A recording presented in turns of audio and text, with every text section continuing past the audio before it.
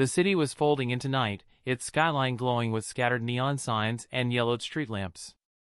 The air carried the smell of rain, sharp and metallic, though the drizzle had stopped hours ago. At the far end of the bus stop, under the flickering light of an old lamp, sat Emily, her thin frame curled into itself against the chill. She pulled her oversized coat tighter, the fabric stiff with age and smelling faintly of mildew. It wasn't really hers, it had been left behind at a shelter, and she claimed it when no one else wanted it. The coat swallowed her whole, hiding not only her body but the shame she carried. On her lap rested a faded duffel bag, the zipper broken, the fabric stained. Inside were the remnants of a life she no longer recognized: 2 shirts, a pair of jeans, a notebook filled with poems and half-written letters, and a photograph of her mother with tired eyes and a smile that always tried to be enough. Buses came and went, each one sighing as it knelt to gather passengers before pulling away with a groan. People shuffled past Emily quickly, like rain running off a windshield. Most didn't glance her way. A few did, eyes darting over her with fleeting pity or suspicion, the way one looks at a stray animal one has no intention of feeding. Emily had grown accustomed to those looks, they stung less when she pretended not to notice. It was late. Too late for a child to be out alone. That was why Emily blinked in surprise when she noticed a small girl skipping toward the bench where she sat. The girl's school uniform was slightly rumpled, her pigtails bouncing as she moved. A red balloon bobbed in her hand, bright and out of place in the dusky gloom. She couldn't have been more than 7 years old. Emily shifted, making space on the bench, though she didn't expect the girl to actually sit beside her. Children were usually pulled away by cautious parents, warned not to talk to people like her. But no parent appeared, and the girl plopped down right next to Emily with all the confidence in the world. "Hi," the girl chirped, her voice like a bell cutting through the hum of traffic. Emily blinked, startled. "Hello," she replied quietly, her voice unused to conversation that wasn't muttered over soup lines or mumbled thanks for spare change. The girl swung her legs, scuffed shoes dangling above the concrete. She stared at Emily with curiosity, her eyes big and unafraid. For a long moment, she said nothing, only studied the woman's face as though trying to solve a puzzle. Emily shifted under the weight of her gaze, self-conscious of her messy hair, the shadows under her eyes, the rough patches on her skin. Finally, the girl tilted her head and spoke words so unexpected, so piercing, that Emily felt her breath catch. "You need a home, and I need a mommy." The sentence hung between them, impossibly bold, impossibly innocent. Emily froze. She thought she must have misheard, that exhaustion was playing tricks on her. Her lips parted, but no words came. Of all the things strangers had ever said to her, pity, judgment, insults, this was something else entirely. It wasn't rejection. It wasn't dismissal. It was an offering. Her voice came out shaky, almost a whisper. What did you say?" The girl smiled, as if repeating it would make everything clear. "You need a home," she said slowly, with the certainty only a child could have. "And I need a mommy." Emily's throat tightened. She blinked fast, fighting the sudden sting of tears. Nobody had called her needed in years. Nobody had suggested she could be anything other than a burden. She looked around, half expecting someone to rush over, to scold the girl for speaking nonsense to a stranger. But the bus stop was strangely quiet, filled only with the distant honk of traffic and the rattle of a train rolling somewhere behind the buildings. "Sweetheart," Emily said carefully, "where are your parents?" But the girl only hugged her balloon tighter, as if guarding a secret, and leaned her head against Emily's sleeve like she belonged there. For the first time in a long time, Emily felt something warm stir in her chest. It wasn't hope exactly. Hope was dangerous, slippery, always leaving her emptier when it vanished. But this was something gentler, smaller, like the faint flicker of a candle in the dark. And it had come from the unlikeliest of places, the voice of a little girl who believed in impossible things. Emily sat frozen, the echo of the little girl's words still wrapping around her like a fragile thread. She needed a moment to steady herself, to remind her heart that it couldn't afford to start hoping. Hope was dangerous, It built castles in the clouds only to let you fall through them. But the child beside her didn't seem to know anything about that. She hummed softly, swinging her legs as though they had all the time in the world. The balloon string was tangled around her wrist, the bright red orb bobbing slightly with every motion. Emily leaned forward, her voice careful, almost trembling. "Where are your parents? Do they know you're here?" The little girl stopped swinging her legs. Her humming faded. She stared at her shoes for a long moment, then spoke in a voice much smaller than before. "Daddy works all the time." She fiddled with the balloon string, her fingers twisting it into little knots. "And Mommy. Mommy's in heaven." The words landed heavy in Emily's chest. She had expected something, anything, but not that.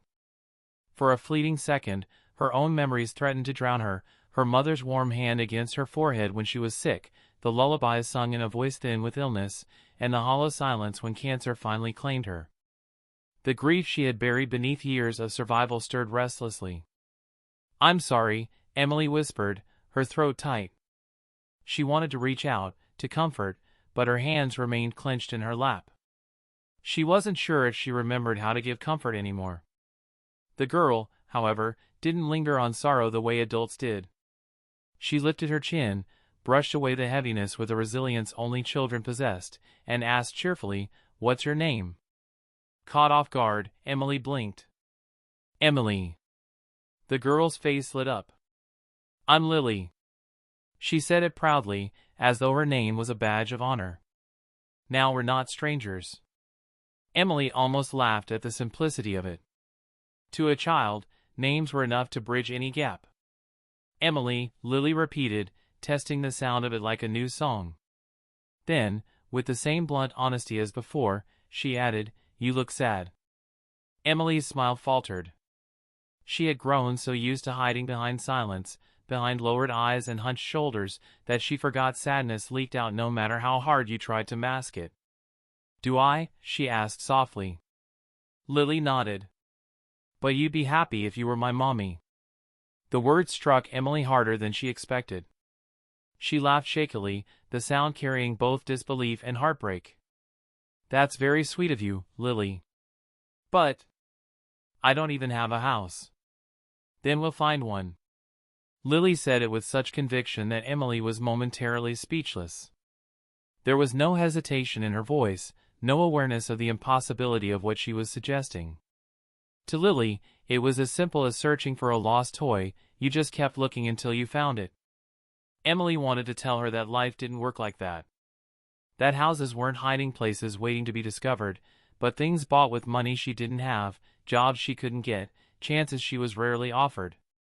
She wanted to explain the long line of failures that had brought her here, sitting on a cold bus stop bench with nothing but a broken zipper on a duffel bag to show for her life. But then she looked at Lily's wide, hopeful eyes, and the words lodged in her throat.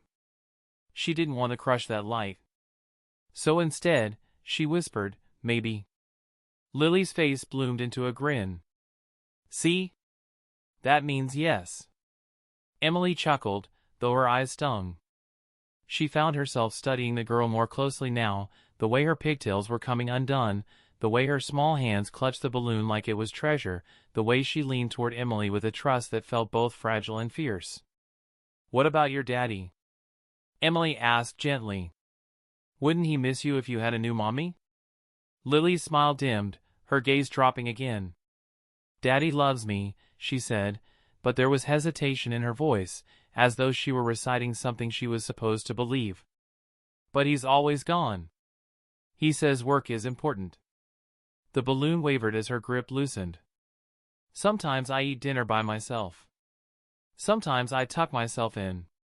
Her voice was matter-of-fact, not seeking pity, just stating truth the way children do, with brutal honesty.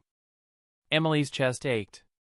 She remembered countless nights eating instant noodles alone after her mother's passing, the silence pressing in so thick it felt like another presence.